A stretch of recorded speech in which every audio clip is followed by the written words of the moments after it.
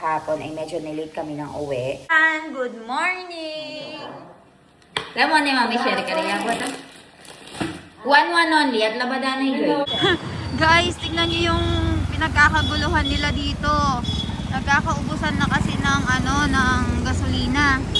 Kaya naman tignan niyo, pipila tayo dito. Tinutulungan ko dito si Hiya. Ha? Susu kairu bachi. Diesel parayu. Guys, so dumating na si na Mommy and ang dami nilang pinamili. Go hot laiwa. Rice hot laiwa. Basmati. Basmati. So ayan guys, ang daming pinamili ni na Mommy.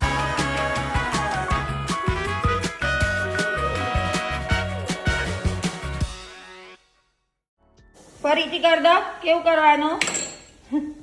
Guys, tingnan niyo yung anak ko, nandito siya sa may temple. Nakikita niya kasi ako na nagdalasal dito, tsaka yung biyanan ko, kaya ginagaya niya. Ivan, kaya ka karano, batay ito dyan? Batay dyan Oh, hawak niya yung bell, oh. Uba, pre. Galing naman. Galing, Guys, good morning. So, kakagising ko lang and also kahapon ay medyo nilate kami ng uwi. Kaya nga nang sabi ko sa inyo, nasa Danpor kami and meron nga sila tinatawag na Novjandi doon. Kaya naman ay nagstay kami hanggang gabi. Ngayon, dumating na yung daily supply natin ng gatas. Papakita ko sa inyo. Dumating na yung daily supply natin ng 2 liters ng gatas kasi gatas na yan yung iniinom ni Ivan. And also this chai. And tingnan nyo naman ang anak ko dito. Ivan!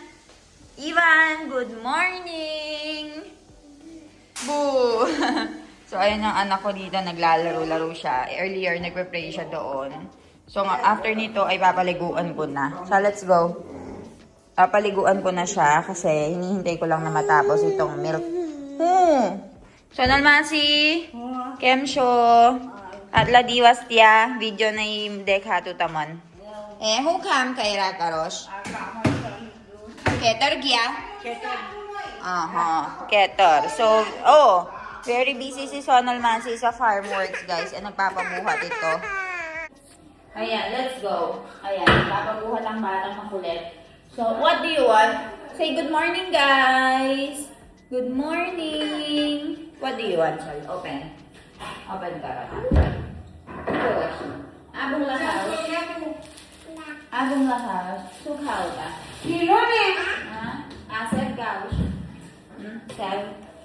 Pinapa-open niya sa akin itong mga containers. Sir Gaush. Sir Gaush. Okay, siya. Sir. Mana share karya ko? Mana share karya ko? Share karya ko?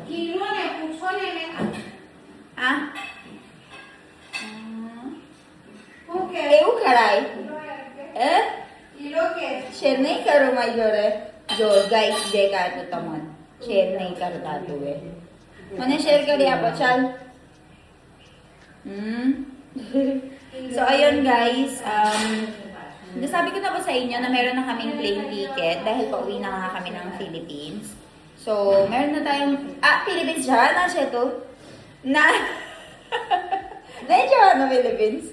Meron na kaming plane ticket pauwi ng Pilipinas guys. Kaya naman ay ready na ang preparations natin sa pag-uwi. So nire-ready ko na yung mga damit, yung mga kailangang bilhin, yung mga pagkain ni Milan tsaka ni Ivan, para ay wala na ako masyadong problema kapag oras na. Kasi it will be 2-3 weeks na lang, pauwi na kami if I'm not mistaken. Malapit na po matapos ang villa natin. So, ayun. Ang main reason kung bakit kami uwi ng Philippines, guys, ay mag-opening tayo doon sa villa. So, sana ay supportahan nyo kami and magpabook kayo. So, ayun. Balitaan ko kayo, guys. Papakainin ko lang to.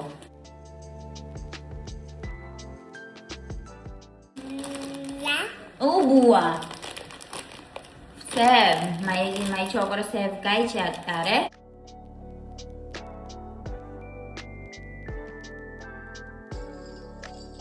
Nakarakaras may chocolate.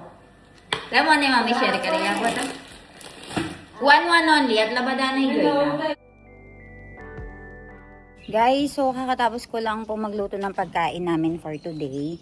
And also, nagkakagulo yung mga tao dito kasi nagkakaubusan na po ng gas. So dahil, ang pawis-pawis ko. So dahil ubusan na po ng gas ay wala na yung mga tao, nagpapa-full tank na. So papakita ko sa inyo dito sa bahay din namin ay wala si Papa at si Mommy dahil umalis sila para bumili ng mga dadalhin ko mga masala sa Philippines. And also, bumili sila ng mga cashew, mga pistachio para sa mother ko. So ayun, abitaan ko kayo. Tignan nyo guys, maayos na itong likuran ng bahay namin. Wala yung sasakyan namin at saka wala pa rin si Milan dahil may birthday nga daw yung co-worker niya. So ito yung bakuran natin. So puntahan natin si Baby Ivan, nakikipaglaro kasi siya. So, tara, samahan niyo ako. Puntahan natin ang debutera kong anak. And also, ngayong araw guys, ay ibibigay ko na yung sweldo nung tumutulong sa akin sa pag-i-edit. Buksan ko lang to.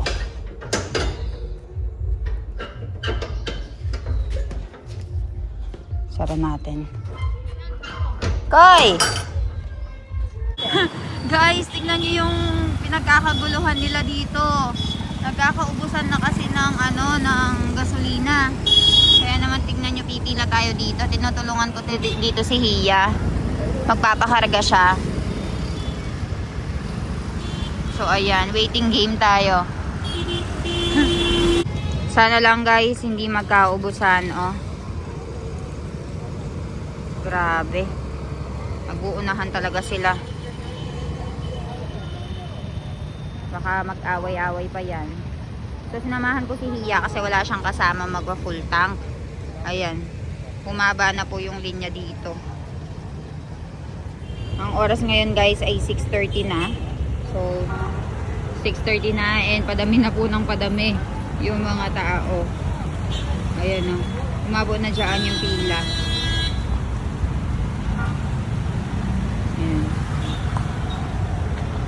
So ayan, nandito na kami sa pangalawang gasolinahan and sa bawat isang gasolina, sa bawat isang katao, tig 100 rupees lang yung pinapa-fill up nila.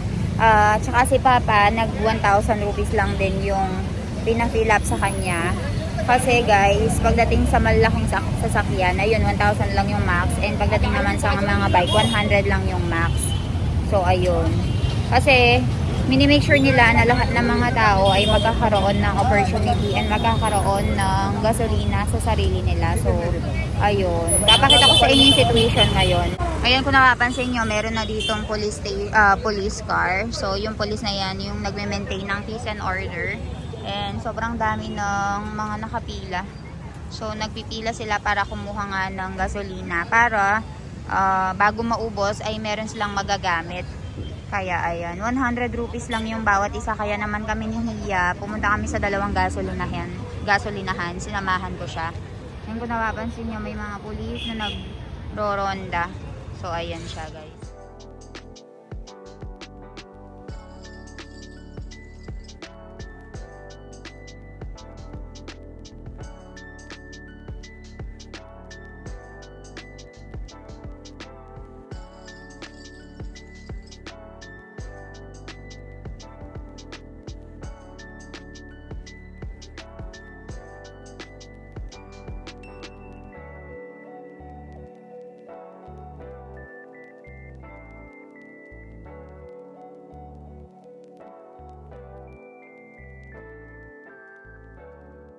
Mummy હવે શું થયું? લેવા ગયા તા વળી શું ખાયરું પછી? ડીઝલ ભરાયું. અમે હોત ગયા તા થઈ ડીઝલ ભરાઈ દીધું. બહુ જ બધું લાઈન છે બા. અમે ગયા તા તે બોર્ડ લાઈન હતી, અમે તો 4 વાર ખઈરા. કમ 4 વાર? 4 વાર 1000 નું પુરાયું વળી. Eh na, pe full tank eh. નતાલ તો 1000 નું જલતા. So ayan guys, dumating na si na Mommy. હુહુલઈ લીધું મમ્મી બતાવો. ફિલિપિન્સ લઈ જવા બધું લઈ આપડા 12 મહિનાનો સામાન લઈ મરચું હળદર જીરું અજમો બધું બરાબર. જો આવું બહુ બધું લઈ લીધું મારા મમ્મીએ. આપડા 12 મહિનાનું મરચું ને ભરવાનું ને તે બધું લાવ્યા. Guys, so dumating na si na Mommy and ang dami nilang pinamili. Go hot laiwa. Rice hot laiwa. Basmati. Basmati. So ayan guys, ang daming pinamili ni na Mommy. meron siyang biniling mga snacks like mamra and puwa. Meron tayong stock dito ng chili powder, rice, and mga biscuit ni Baby Iwan. Tsaka bumili din sila ng Go. So, ayan siya. Dabo, hukam. डब्बा तो मरचा जोरायला Okay. Free, mafat. Have kuskus tayo giwa mafat tayo watte.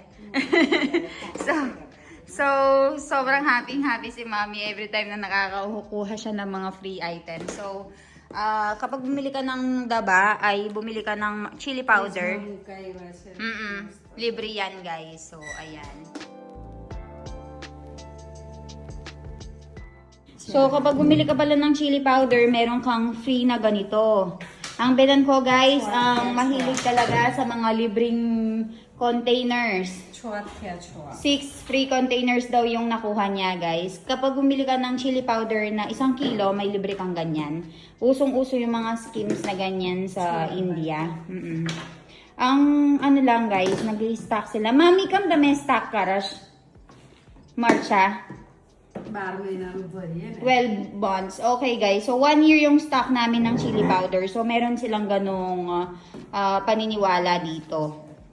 Ready na ang aming mga pagkain na dadalhin sa Pilipinas. So, bumili si Mommy dito ng mamra. Bumili siya ng puha. Yung iba siya ay dadalhin namin sa Pinas. Yung iba ay lulutuin namin. Ayan yung mga masala, guys. Meron sila ditong cumin seeds. Merong, ano to? Sarka sa cumin seeds, eh? So, iba't ibang variety. Iba't ibang tatak. Ajumo, meron silang ganyan. Tapos, meron sila ditong mga masala. Ayan. May mga kator or lentils. And may rice. At saka yung bungra ni Baby Iwan. So, ayan. Up and down. Steady lang na. Zoom natin. Up and down. Up and down. Oh, pre. More! Iwan say more! Good job! Up and down. Ball! Guys, so meron tayong mga bagong followers and they're asking me kasi parang ayaw na nilang manood ulit dun sa pinakadulo. And tinatanong nila kung nakasal daw ba kami ni Milan sa Pilipinas. And kung sasagutin ko kung may balak ba kami magpakasal ulit ni Milan. Actually guys, magiging honest ako sa inyo.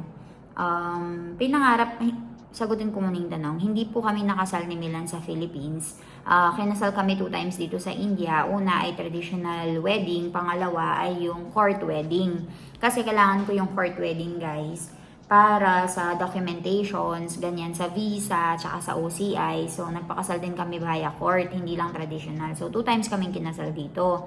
And kung magpapakasal man kami sa Philippines, 3 times na kaming ikakasal. So, ayun nga. Hindi kami kinasal sa Philippines. And syempre, hindi naman mawawala sa akin na gusto ko nga magpakasal din sa Philippines. Dahil gusto ko rin maranasan ng mother ko and father ko na hihatid nga ako sa altar.